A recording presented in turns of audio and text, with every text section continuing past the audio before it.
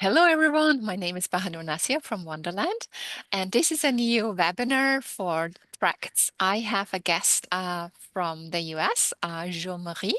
Jean-Marie, would you please introduce yourself? Mhm. Well, hi. Thank you very much. It's wonderful to be here. My name is Joan Marie Kelly, and I'm American and Irish. Have two citizenships, which is really a privilege. But I've been teaching and practicing as an artist in Asia for the last 20 years, just over 20 years.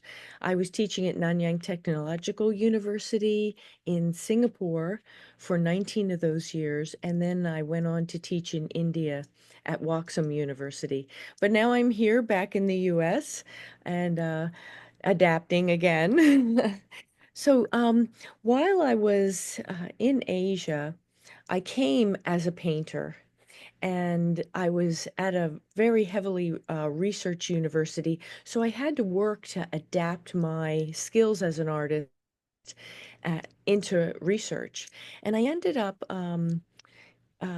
finding a strong place for my artistic skills in working with social scientists and ethnographers who did study in specific ethnic tribes and villages. Also, I worked with linguists for many years, where I would take my artistic skills and create different types of engagement with the local people so that different dynamics could come out and be observed and be well we were educating ourselves and engaging with the community in ways that we tried to find out what they want, especially for the linguists. Mhm. um and I'll get into all that a little later. Because you mentioned linguists, I wonder what the state is because I mean, you are not native or from Singapore, so you don't speak the local languages or neither Indian. I assume. How how Right. how does that work with arts Mm. and reaching out to the local people who Well, literally speak a different language? what happened there was, of course, the linguists um, would take a focus area, and that would be a certain community where they were learning the oral language. And the community understands that their language is becoming obsolete, really.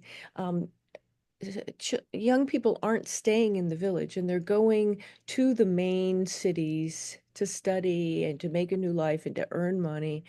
And, they're texting in the dominant language. And all of their schooling all along is in the dominant language, and they come home and speak the oral language. So the linguists would work with these communities to write a text, and it had to be coming from the community because the text had to be adapted and uh, or I should say adopted by the community and used. So without their involvement, the linguist works directly with the community, and it takes about 10 years Oh. really to write the language, and the linguist understands the grammar. And that's the thing. You may be able to speak a language, but to really write the grammar, I mean, of course we all know the grammar because we speak it, but to then write the grammar and transcribe their oral language into into a text takes some professionalism. You need to work with the professional. Mhm. So what I did in engaging with them is I had a group of students, and it was really great for the students too. We had the tribal communities on WhatsApp groups, and the linguist had already uh, translated the folk tales in the oral language to the script of the oral language and the dominant language and English. So the folk tales would have about three translations, and our students, my design and art students would read these and choose a folk tale that they would like to illustrate.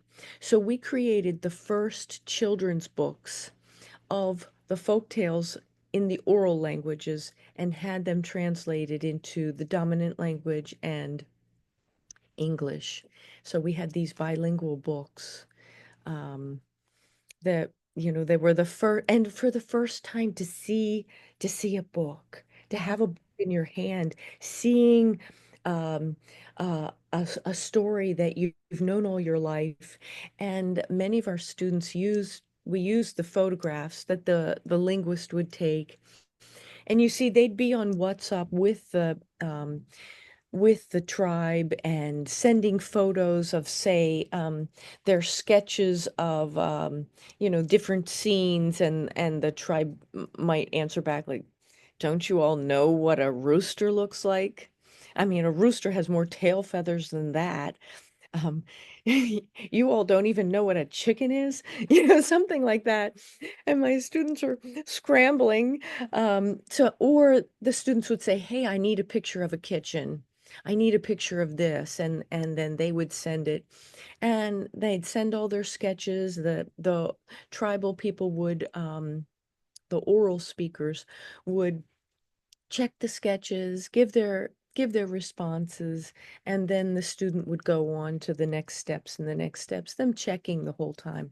But often the students would be using photographs that were taken from the village, so they would have the different villagers in there, and maybe they would use that figure of that person who is actually alive in the story. So they like, oh my God, they can see themselves. And it was really quite that moment, when we would go back. And a few times I was able to come. And this was in Nagaland and in Nepal with the Shuba people. And we got up there with the books, and to see the almost final copies, if there's anything else we need to change, just to see their faces as they recognize themselves. That was really quite a quite a thrill. Yeah, I can imagine. Very, very moving. Would you like to share a bit how you work with the people and how you employ, let's say, your skills, your artistic skills? Okay. Well, sure, surely.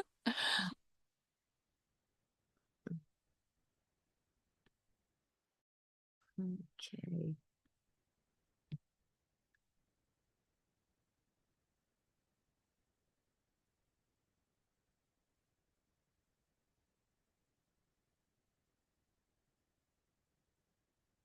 Okay, the first thing I was going to talk about, um, I mean, we just spontaneously got into the linguists, and one other thing I have to say about them is, we did some really great things in Nepal, where we got all the kids to draw like all the insects they know. And then when we were creating these little insect dictionaries with their drawings, all the flowers they knew.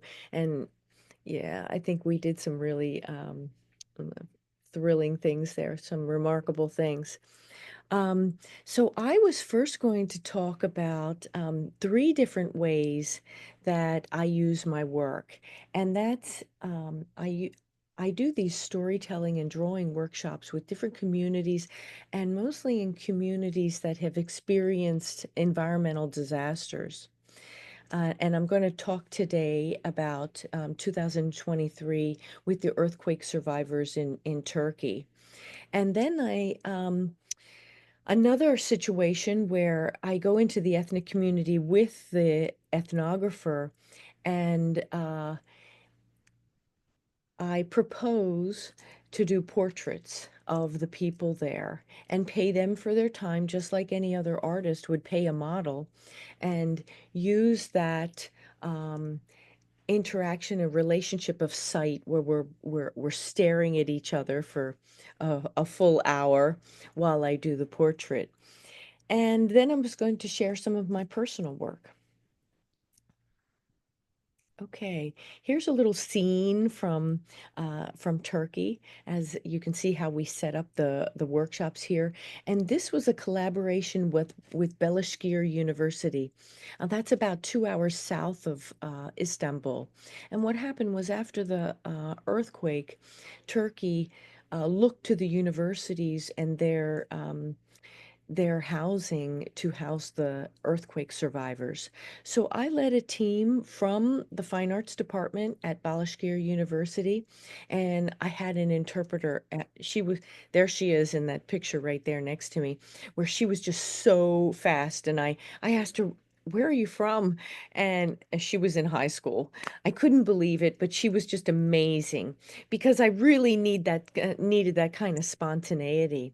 Um, and the survivors, when they got there, they had been, it was just really depressing. Everything was pretty depressing. But I started out with just spontaneity and real fun as a way to um here. Yeah, just fun. I got them to do these 1 minute drawings, like, okay, everybody, you have 1 minute to draw. And in that way, they don't have to feel like it has to be perfect. Well, look, they can blame it on me. I only gave them 1 minute. So here we are doing, so I would say, um, you have 1 minute to draw a flying sheep. And they'd look at me like I was out of my mind. But I said, look, 50 seconds, come on, hurry. And they just got down to work. And that was the first thing. And once they did the first one, anything I said, they just got down to work drawing. And even in these, even in these little 1 minute drawings, you could start to see the differences in people, and different feelings came out. Like, I'll particularly point out this little kangaroo down here. These drawings are from a woman, like a middle-aged woman, and she says here, "I'm a kangaroo, but I don't feel like carrying someone." And when you start to see some real, like, that is really profound, um, telling uh, statements just in the 1 minute drawing. So I start to zero in on that person. You can see a few of the spontaneous things I got them to do. And then I start to get a few dialogues, like little dialogues, like, okay, everybody, draw a monster or draw a creature. Okay, now all creatures have to have parents too, so draw the parents. Now, what would they say between each other?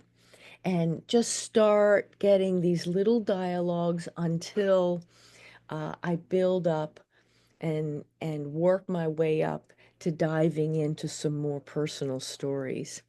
And as you can see here, we did shared stories where I had them each do 2 sentences just to start to warm up till I can dive a little deeper into some more uh, um, just more personal stories of what happened and what they're going through. And you can see a few of these little things on the way, these little dialogues of even little fights between um, the husband and wife, or the dividing of the domestic chores, these kinds of things that all husband and wives bicker over. But I was really amazed here where these are all the firefighters, and these are guys that were digging the bodies out, and they, you know, they really got down to work. They really explored their themselves through story and drawing, and they hadn't drawn since they were 10 years old. So I've got a few of the drawings here. I wasn't going to show too many of them, but she's saying here, even the sun cried for me. Just short little statements like this. Mm. And this was a really telling one. I thought right after the morning of the earthquake, they all described how, they just came outside, you know, stunned, the people that could come outside.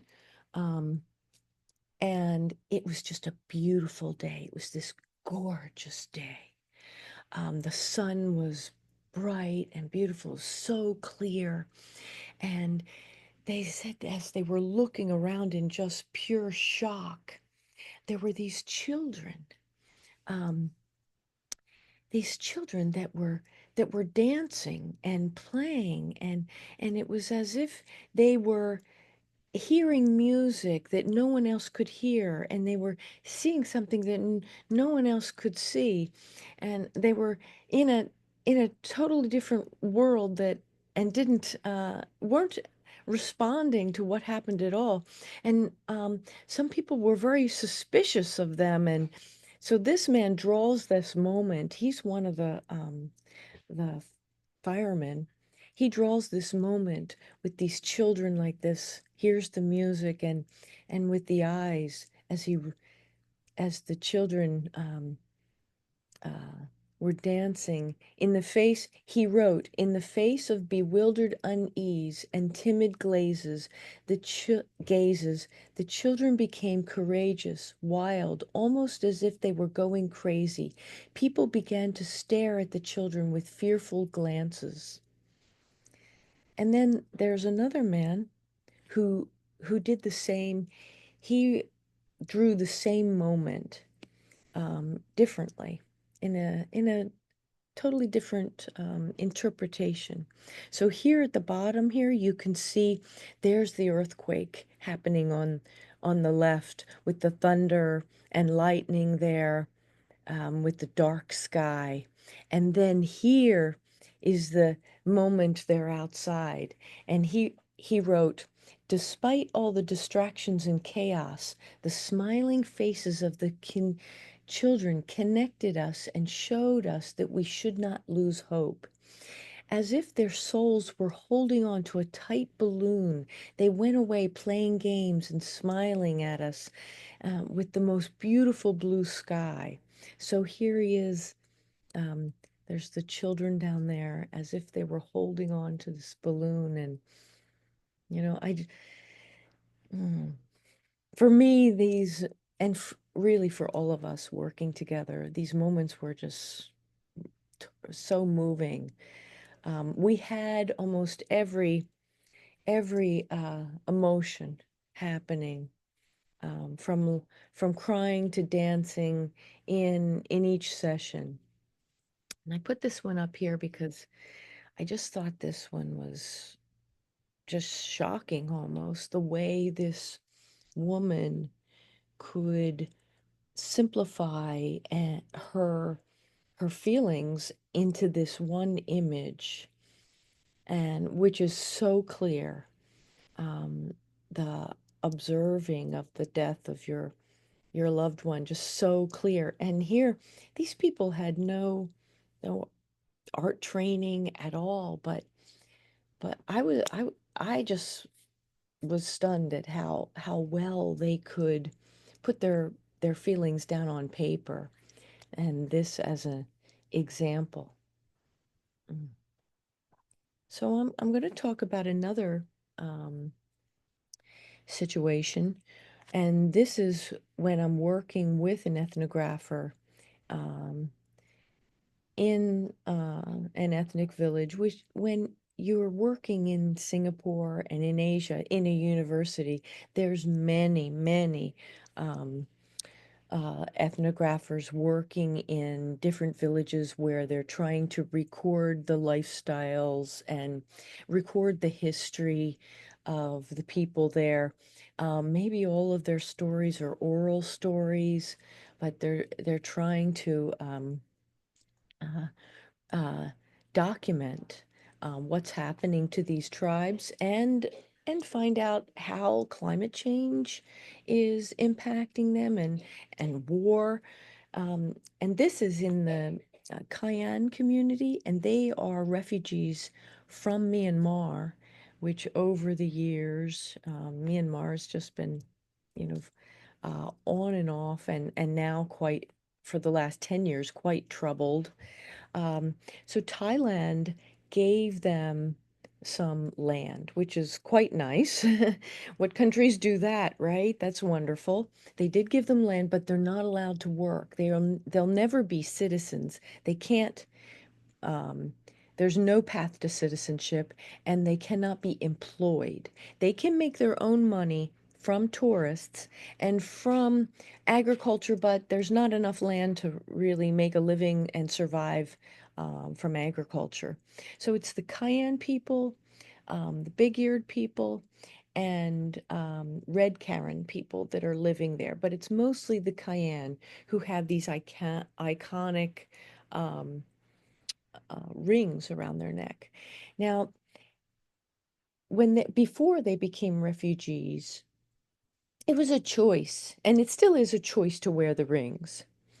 But not that many people wore the rings, and it was really only children born on a certain night of the full moon, and also not just a full moon, but when planets are in a certain alignment, that they wore the rings. But now coming to Thailand and being refugees for maybe a couple decades now. Um, they've been inhabiting there. Uh, Tourists come and they want to take pictures. They pay to take pictures, and they want to take pictures of the women with the rings. So the women tell me that that has nothing to do with a decision to wear the rings, but perhaps it does. At the same time, perhaps it does. That woman is also a much more attractive bride because the men do not wear the rings and they do not have this power. The women have the economic power now. The men are in the fields all day, um, working the fields, and they come in at night. The women have been, um, they're they're dressed to be that spectator at any moment. And the tourist comes by, takes the picture of them weaving, and perhaps they might buy one of their weavings. But they're on stage at all times, and that's the income here. And what I did is I went to the village with an ethnographer from this is from Myanmar University, and I told them that I would, like to draw their portrait, and I would pay them to sit. And then I also paid them to make lunch, and actually we start working together, and they love it. Anytime I have been in a village, the people there love it. They are so happy to make more money than they would normally, have an opportunity to do something else, and they set the rate. I never set the rate. So they're more than happy to work with me. And the idea of sitting and making money is shocking in itself. And there's a role reversal because it's always hot. It's always hot in Asia. So I'm there sweating to death and working really hard too. I have to take my all my stuff over in a boat across the river to the village every day. So, it's there's a lot of labor involved. And you can see are the Zoom lines in front of the picture, do you see that, or is that just on my I see everything perfectly. Oh, you see everything perfectly. Okay, that's great. Um, because from me, it's covering their faces. So, okay.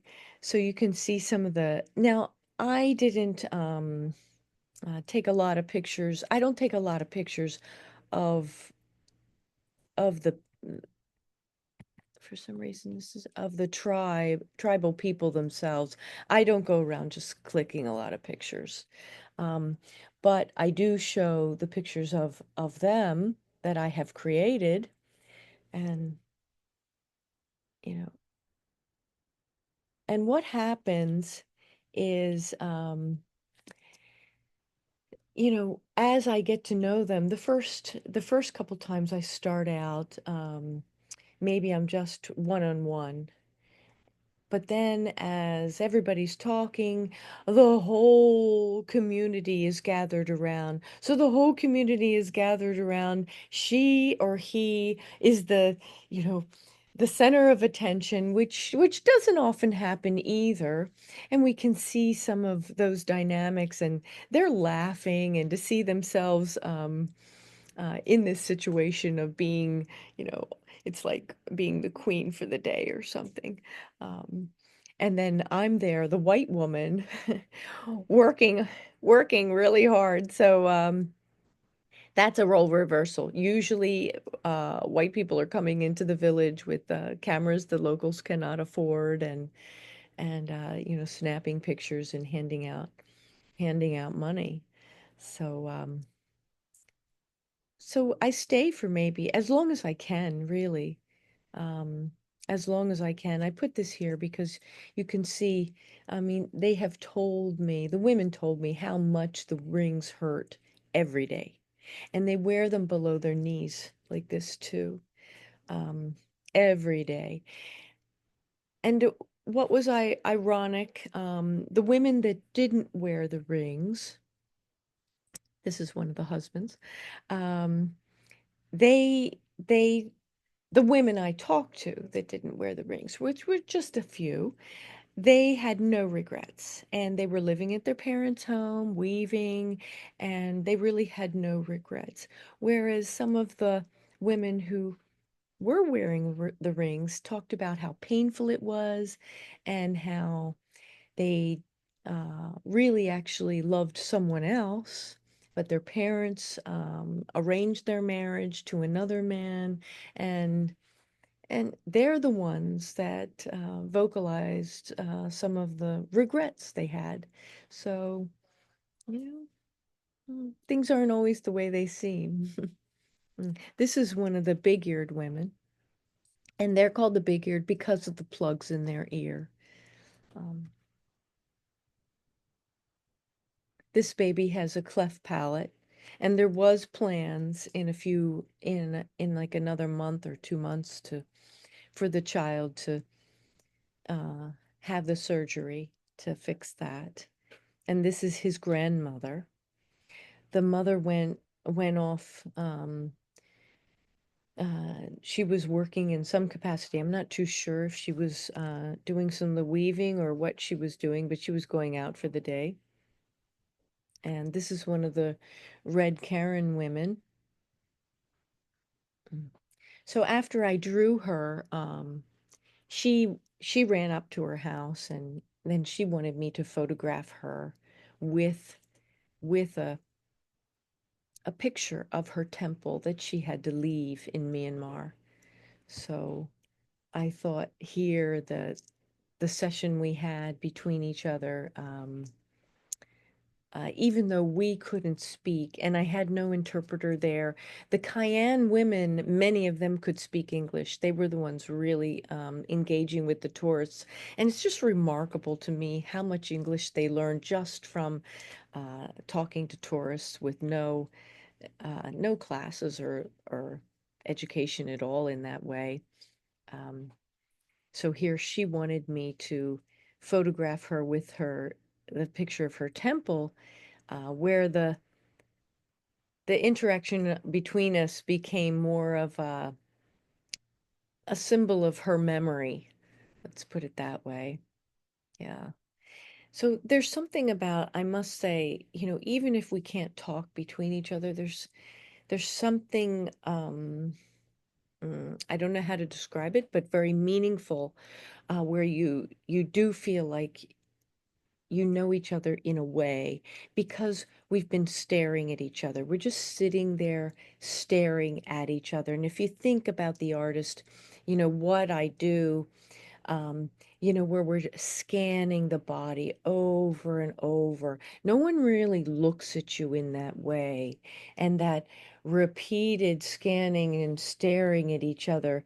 And like I'm gazing at them, they're gazing back at me, and this reciprocation through sight. Whereas there's not that much discussion about, getting to know someone through sight. But I think we all experience um, a meaningful moment when we're looking in each other's eyes. You caught someone's eye, and that moment, how do you articulate the meaning of that moment?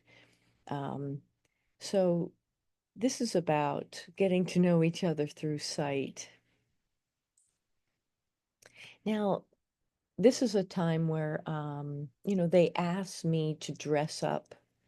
Uh, they put, they gave me these clothes. They wanted me to wear their clothes. But this is a female bonding. All women, I mean, in this situation, the women put the headdress on me, but oftentimes God knows what they're doing to my hair. But this is a part of that female sharing and female bonding.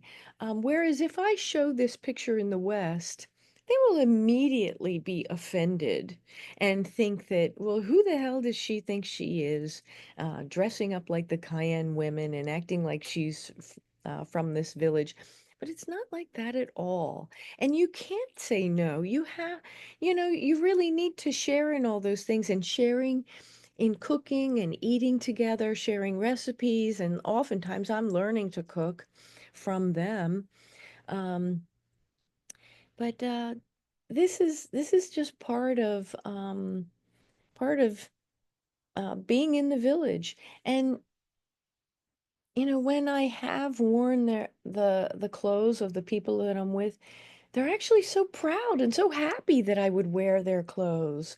And sometimes like there was an incident in Bangladesh where I wore this sari, and actually I created a sari that had LED lights in it. So the sari flashed on and off, and this was in the for the Asian Art Biennale. And the women were so happy that I was wearing their clothes and that I came wearing their clothes, and they all wanted me to make a flashing sari like that for them, for their wedding. And actually, I was responding to the fact that women had been uh, hit by cars on the street. The cars are so crazy the way they drive in Bangladesh, and especially the buses. And there had been several bus accidents. So that's why I made the sari with the LED lights. For if we walked like this at night, maybe, perhaps we could solve the problem. But then the women didn't take it that way at all. They wanted the sari with the LED lights for their wedding. But the me dressing up like that being a component as to how the point of engagement, it was like the point of where we encountered each other. It's really important to share. And actually, that word share, what I'm doing here is sharing experiences. And so the ethnography isn't about facts and figures and data. It's about a record of the shared experience between between us. That's so beautiful, Jean-Marie, how you express it, this sharing moment. Mm-hmm. Would you mind to talk a little bit about the third methodology which you were using? Mm. Well, the research methodology is using my skills as an artist, Mhm. because that's that is the point of encounter and the point of engagement. I mean, if I was just walking in there and wanting to talk to everybody, mm, it just wouldn't work. But when I'm staring at them, and we're sitting for an hour plus together, um, they start to tell their story, and I start to ask questions, And then maybe I tell a story of, they're also asking me about my life, and then we find commonality, and how I mean, I am trying to make a living in the world too as an artist. How I function in society, how they function in society, and we share these experiences. And certainly as women, we have many shared experiences in that way too. But the research methodology is doing the portraits and is a way of using the portraits as that point of encounter, uh, to be a point of, uh, where we share, mhm, and have those shared moments. If you Mhm. could take out the sharing on Zoom now so we can see you better, I would like to ask you how you feel like how how does your work impact the people? Like, do you feel like it's, I mean, you touch upon traumas of the people, maybe making things conscious, maybe relieving some pressure, or you said also uniting, but do you feel like uh, it's therapeutic? Do you feel like things are changing or things are coming up and people are talking more about the trauma, or how do you feel Well, like the impact is? um, it's different in each circumstance. Yes, in Turkey, with the earthquake survivors, I mean, just after the first session, they just came up to me, "Thank you so much. We hadn't laughed since the earthquake." And absolutely, I think to get those stories out, and you see, they stood up and told the story and have their experience acknowledged and heard. And then you have this object, which is the drawing, this evidence of what happened. And and I think, a lot of the earthquake survivors were quite, uh, astonished at what they created. Um, so but I'm not going to say that I'm coming there as like a therapy, that I'm coming there as a therapist. I don't come there as a therapist, but drawing and telling your story and being heard, listening, having others listen to you, that in itself is therapeutic. That in itself makes you feel you don't feel alone in your position, and to have, empathy for what you just went through. That in itself is healing. So the whole process is healing. And the women here in this situation, of course, I do offer them the drawings. They can either be paid or they can have the drawing, but everybody wants to be paid. Not that they don't love the drawing. Um, I mean, in a certain circumstance, one of the women were parading down the street with her drawing. Um, they are proud of the drawing. They totally get dressed up to be drawn for this, and prepare for the session.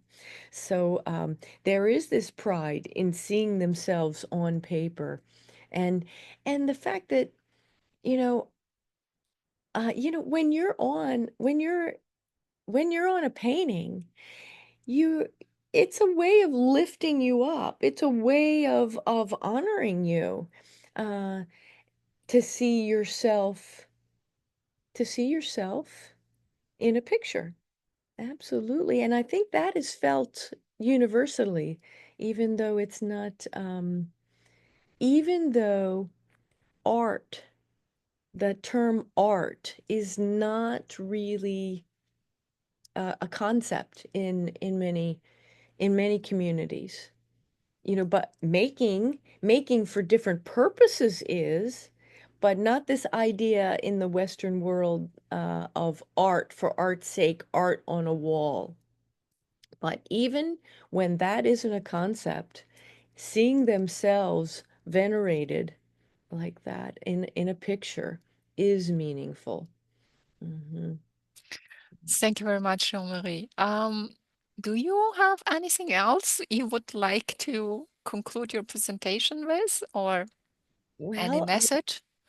okay, I did prepare a few more things. I did some just letting you know, I did some workshops in the Cayenne community and ev with the children, and every young person, when I asked them to do a drawing of something they fear the most, every young person did a drawing about some kind of environmental disaster, such as flood. Here, the one drawing is about a flood in their village. This is about the wind being so strong it blows the house away. Um, and here's the Cayenne woman weaving in front of her house, prepared for the tourists. But I also wanted to, I don't know what time, the timing here, but I wanted to share with you about being in the brothel with a group of sex workers. An ethnographer took me there in 2007, and I drew the women. This is Shika Das, who's a remarkable woman, and this is her friend Durga. But uh, both of them are remarkable, but Shika is a very organized person. She's extremely smart. And she could run West Bengal if she had the opportunity, if she wasn't born in a brothel. But she organized all the women to work with me and to be drawn. And of course, she set the price. And I just thought I'd show you some of these drawings. And there's lots of stories with this because the women were, yeah, I was paying the women to draw them in the brothel. The NGO there didn't want that happening. They wanted the money. So we had this huge conflict. So Shika had to organize that I would draw the women on the rooftop of a different brothel every every day, and she cooked lunch up there. I was paying her for all of that. Um, but these women were remarkable, absolutely remarkable. And here, Durga wanted to be photographed with one of her, venerating her god. Then I wanted to tell you that then, this was in 2007. Then in 2023, I went back to the brothel and I drew them as old ladies. Of course, I'm an old lady too. But years later, what happened? Now, this is her drawing. This is the drawing I did of her then in 2007. And this is her now. Yeah. So I was able to get those two together. But here are the drawings of them older. And they were all saying, "Are you going to come back again in 10 years and draw us again?" But this is a whole story of what goes on and what happens in these brothels. And I thought I'd add these are girls in Morocco that were in jail. Each, no one really knows about this, but Moroccan cities have a jail for girls and boys. And they're put there for different reasons. Some of them are actually accused of being criminals, and then some are there just because their mother couldn't feed them. And they uh the ones that are criminals are taught to weave or taught to sew. The ones that are not deemed as criminals are allowed to go to school. But I was doing these art workshops, art making workshops, just to give them a sense of taking something from the sketch as a developmental process, the sketch to a final project or a final piece. We did some murals together too. And then after each session, I did a painting of the girls. One girl would sit for me, and I did these paintings. I took them to the US and sold them, and then brought the money back to Fez. So Just a little conclusion here. Okay, I'll just talk about one painting of my own work, but in my own work, I try to take something that's, really impacting me and meaningful to me. This is a woman in Singapore. She did like 20 years she was doing miracles and making pujas at this tree, and she was widely known. And then uh, just 2 years ago, Singapore d decided she cannot come to this tree any longer. No one can come to this tree because she had a huge following. Um, and so I did this painting as a memorial to her and her work and her good work. And then also, I tried to paint the tree because it was about this relationship with the tree. um, I'm trying to say that in the future, we need to to bring us forward into the future. I'm trying to encourage having a reciprocal relationship with nature instead of a hierarchical relationship, but a reciprocal relationship with nature as she did. So let me conclude there. Um, and maybe some other time I'll talk about my personal work, such as these paintings that I've done for different reasons. But thank you so much for having me.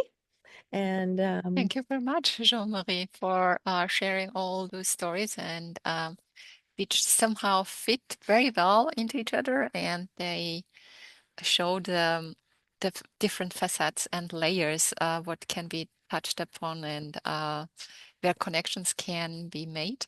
It was very insightful. Thank you for telling all the stories. you. Yeah, this is the end of our webinar.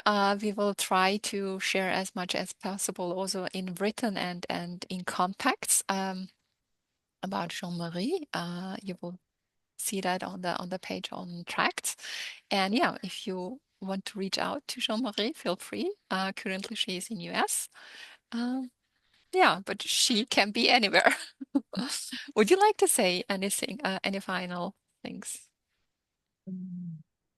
Well, uh, let the note about the environment could be a final note. Yeah, Moving definitely.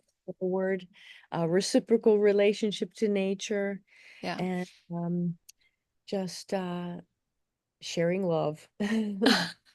Thank you very much, Jean-Marie. Okay. Mhm. See you next time in a track webinar.